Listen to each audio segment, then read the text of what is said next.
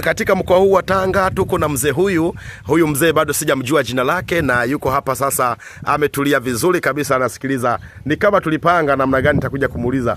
Leo nataka niongee na huyu mzee hapa ambaye unamuona hapa. Mzee, bwana sifiwe. Amina. Unaendeleaje? Mimi naendelea vizuri. Usalama wa kutosha? Mimi mzima. Watazamaji wangu hapa wako wananifuatilia kupitia social media, wanatamani kusikia kile ambacho kiko ndani ya moyo wako. Na hiki kijiji kinaitwaje? Kinaitwa Magodi. Magodi. Magodi iko wilaya gani hapa? Wilaya Mkinga. Wilaya Mkinga, mkoa wa Tanga. Mkoa wa Tanga. Wow, safi sana. Na wewe ulitokea wapi, au ni mzaliwa wapa? Ulitokea wapi mpaka kufika? Mimi ni mzaliwa wa Tabora, Nzega. Ndio. Mkoa wa Tabora. Mkoa wa Tabora. Sasa hivi nipo Morogoro. Sasa hivi unaishi Morogoro.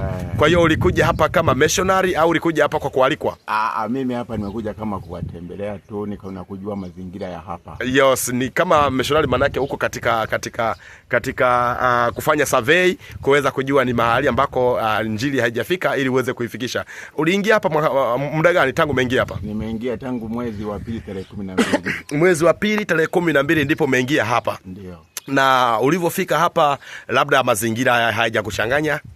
Kwa kweli nilipofika hapa maisha yamenichanganya kidogo. Hapa kuna ukame wa maji. Ndio. Na sasa kwa kweli ndio hiyo changamoto ya maisha. Kuna ukame wa maji.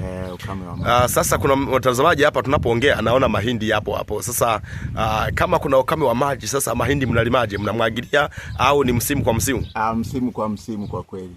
Ni msimu kwa msimu. Okay, safi sana. Na tangu ulipofika hapa umejaribu kushirikisha injili labda wawili watatu katika savi yako? Hapana, mimi kwa kweli nipo hapa tu. Bado hujaanza?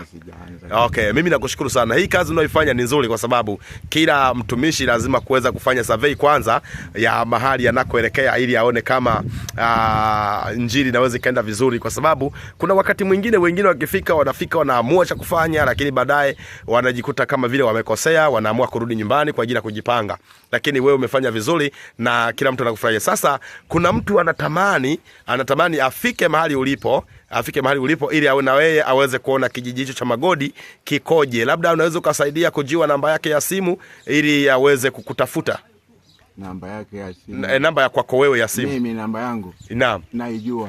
Tusaidie kutaja. 07. Ndio. 84. Naam. 33. Ndio. 86. Yes. 35. Naam. Asante sana. Na unapoongea jaribu kuangalia kwenye simu hapa kwenye kamera, kwa sababu najua mtazamaji hapa anaweza kafikiri unanihisia mimi, lakini ninamhadisia yeye. Sawa. Na leo nimeona kuna ugeni umeingia hapa. Je, mmefurahi kuupokea? Tunafurahi sana kuupokea kwa mikono miwili. Wow. Hongera sana. Na katika wageni hawa waliokutembelea nimeona mpaka Boniface sasa amekuja sasa kutoka Dar es Salaam. Je, umekutana naye? Boniface ndio nimekutana naye, ndio tunaongea naye hapa sasa hivi. Okay, uko naye hapa. Basi Mungu akubariki sana. Amina. Na wana kijiji labda wa kijiji cha Magodi, inawezekana wanatuangalia, wanatamani kufika hapa ili waweze kufanya ibada pamoja na wewe mahali ulipo. Sasa unawaelekezaje ili wajue mahali unakopatikana, labda huenda wakafurahi kuja kufanya ibada na wewe? Kwa kuwaelekeza, mimi ninawatembelea afu nitawafahamisha kwamba jamani, njooni tushiriki neno la Mungu. Okay, kwa hiyo jambo kubwa kumbe ni wakupigie simu. Ndio. Muwasiliane ili uwafuate. Mungu ni mwema, hakika umejitoa sadaka, kwa sababu wengine wao wanasema haya nifuate, lakini wewe unasema ni wakupigie simu uwafuate walipo, alafu utawaelekeza cha kufanya.